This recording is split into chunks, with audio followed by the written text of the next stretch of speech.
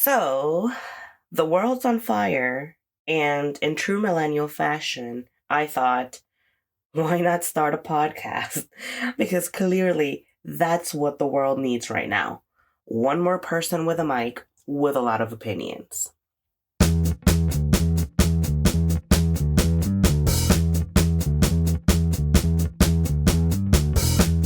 That said, welcome to Fluent AF, a space where we dive deep into language, life, and the glorious mess on how we connect, code switch, overthink, and communicate. I'm your host, Priscilla, language teacher, communication coach. And in this episode, we get right into the riveting stuff.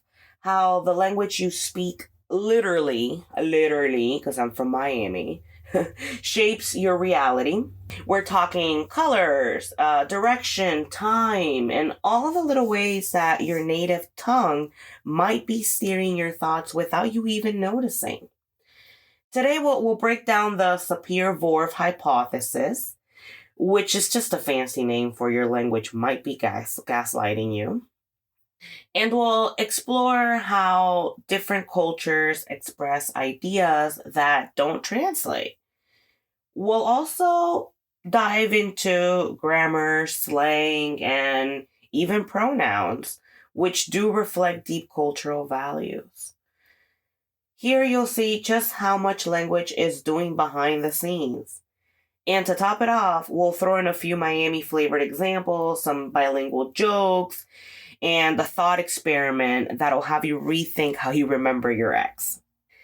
Let's start by saying that language isn't just a tool. It's the lens. It's our Weltanschauung, German word for worldview, and how we understand it. And that's exactly what language gives us. Whether it's English, Haitian Creole, Spanish, Arabic, Tagalog, each one comes with a way of framing reality. Some languages describe relationships more than time. Others make you use directions like north or south instead of left and right. So what happens when we speak more than one language or grow up code switching every day? It's part of our identity. Take accents, for example. They carry more than sounds. They carry stories. An accent can open doors or shut them. Slang does the same thing. It signals belonging. But when someone says, "You speak good English," what are they really saying? We'll unpack that in future episodes, though. Let's break down the Sapir-Whorf hypothesis. It's divided into two theories: linguistic determinism, that extreme toxic X energy, which says that language controls how you think, and linguistic relativity, the chill one, right? The one that says that language influences how you think, but you still got some wiggle room. In Spanish, for example, a gendered language, the word el puente is masculine. So when we talk about bridges, we think strong or solid, maybe even a little macho. But in French, le pont, which is feminine, French people might describe the same bridge as elegant or graceful. Now let's discuss color perception. The Himba people of Namibia have more words for different shades of green than English speakers. As a result, they can distinguish subtle variations in green than most English speakers might not notice. On the flip side, their language has fewer distinctions between blue and green, making those colors harder for them to differentiate. The Cook Tayor, an indigenous Australian group, don't use words like left and right. Instead, they describe everything in terms of cardinal directions: north, south, east, and west. If you ask them where their cup is, for example, they might say, "It's to the southeast of the plate." This linguistic feature influences their spatial awareness, making them exceptionally skilled at navigation. In English, the future is ahead. The past is behind. Hence phrases like the future ahead of us and the past behind us. But in Aymara, an indigenous language spoken in South America, the past is in front, because you've seen it. The future behind you, because who the hell knows? So this suggests a different mental model. The past is known and visible, while the future is unknown and unseen. Let's move on to high context and low context cultures.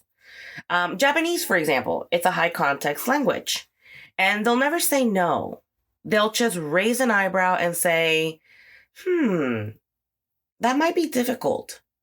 Meanwhile, Americans will just say no, period.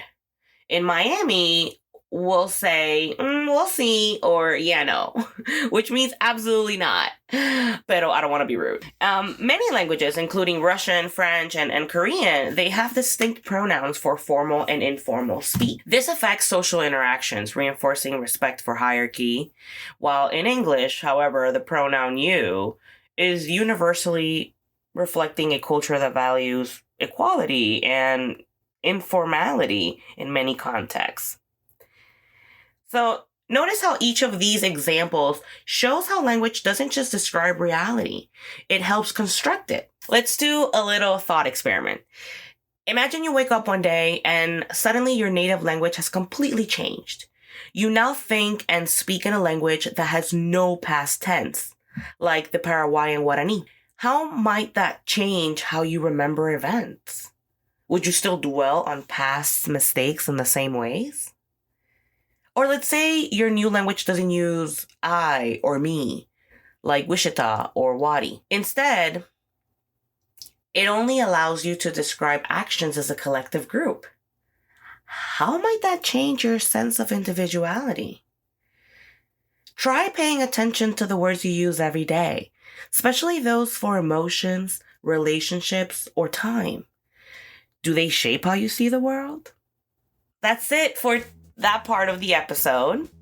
And whether, you're code switching at work, blending Creole with English, or learning slang in a new land, your voice matters, your worldview matters, and how you say things, that's part of your power.